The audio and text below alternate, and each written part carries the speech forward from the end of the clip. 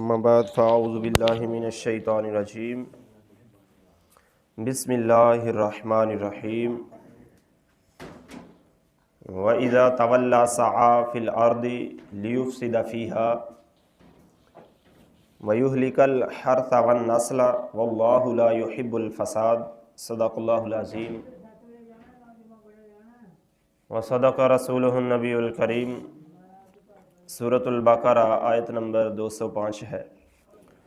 اللہ تعالیٰ فرماتے ہیں اور جب پیٹھ پھیرے تو زمین میں فساد ڈالتا ہے اور کھیتی اور جانیں تباہ کرتا ہے، اور اللہ فساد کرنے والے سے راضی نہیں۔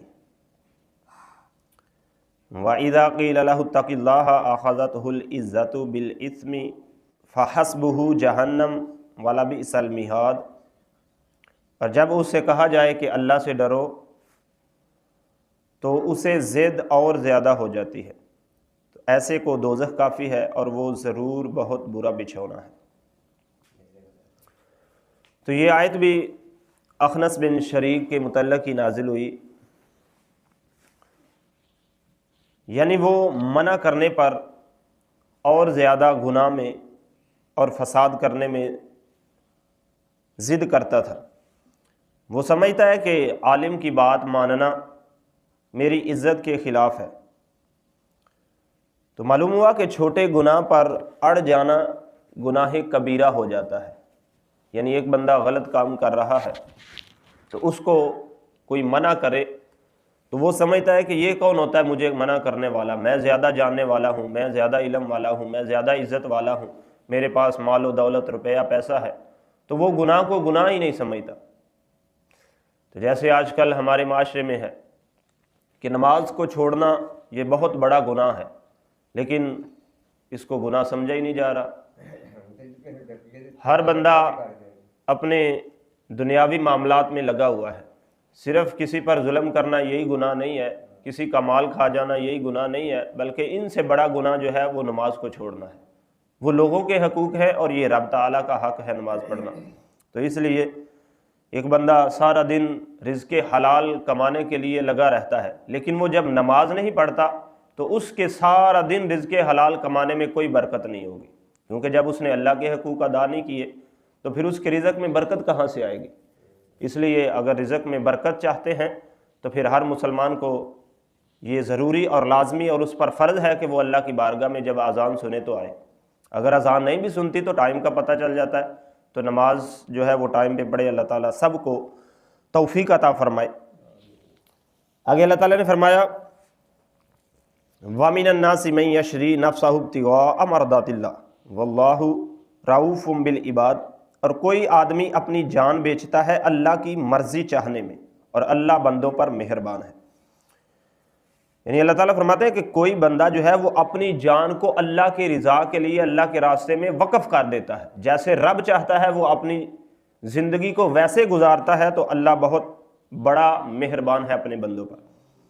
تو اس آیت مبارکہ کا شان نزول یہ ہے کہ یہ آیت مبارکہ حضرت سیدنا صہیب ابن سنان رومی، یہ مشہور صحابی رسول صہیب رومی کے نام سے ہیں، ان کے حق میں نازل ہوئی، جو مکہ المکرمہ سے ہجرت کرتے ہوئے راستے میں مشرکین کے گھیرے میں آ گئے۔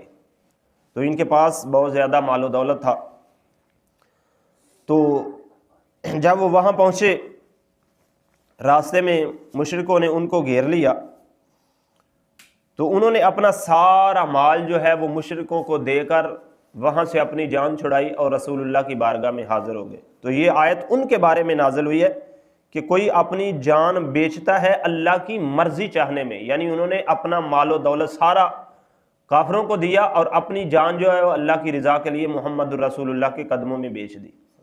تو اللہ تعالیٰ نے مقام کیا عطا فرمایا کہ آج ہر مسلمان ان کا نام جو ہے وہ لیتا ہے۔ تو یہ اللہ تبارک و تعالیٰ کے پیارے محبوب صلی اللہ علیہ وسلم کی ساتھ محبت ہے۔ تو آپ نے کیا کیا، اپنا سارا مال جو ہے اس کا پتہ مشرکوں کو دے دیا اور ان سے چھوٹے اور مدینہ منورہ پہنچے۔ تو اس سے یہ بھی معلوم ہوا کہ کوئی شخص صحابی کے برابر نہیں ہو سکتا، کہ ان کی نیکیوں کی قبولیت کا ذکر رب قرآن میں بیان فرما رہا ہے۔ دوسروں کو یہ مرتبہ کیسے حاصل ہو سکتا ہے؟ اللہ کے پیارے محبوب صلی اللہ علیہ وسلم کے صحابہ کرام کی مثل کوئی نہیں ہو سکتا تو پھر اللہ کے نبی صلی اللہ علیہ وسلم کی مثل کیسے کوئی ہو سکتا ہے؟ صحابہ اکرام کے بارے میں سرکار نے فرمایا کہ اگر کوئی شخص احد پہاڑ کے برابر سونا اللہ کی راہ میں خرچ کرے اور دوسری طرف میرا ایک صحابی ایک مٹھ جو اللہ کی راہ میں خرچ کر دے تو اس کا سونا جو ہے پہاڑ کے برابر، اللہ کی راہ میں خرچ کرنا میری ایک صحابی کی مٹھ کے برابر نہیں ہو سکتا۔ تو یہ مقام اور شان کہاں سے ملا؟ یہ رسول اللہ صلی اللہ علیہ وسلم کی غلامی کی وجہ سے، آپ کی زیارت کی وجہ سے، آپ کا کلمہ پڑھنے کی وجہ سے۔ تو ہمیں چاہیے کہ ہم بھی اللہ اور اس کے پیارے حبیب صلی اللہ علیہ وآلہ وسلم کی شریعت کو سمجھتے ہوئے جیسے اللہ اور اس کے رسول صلی اللہ علیہ وسلم نے ہمیں حکم دیا ہے اپنی زندگی کو گزارنے کی کوشش کریں۔ اللہ تعالی ہمیں عمل کی توفیق عطا فرمائے۔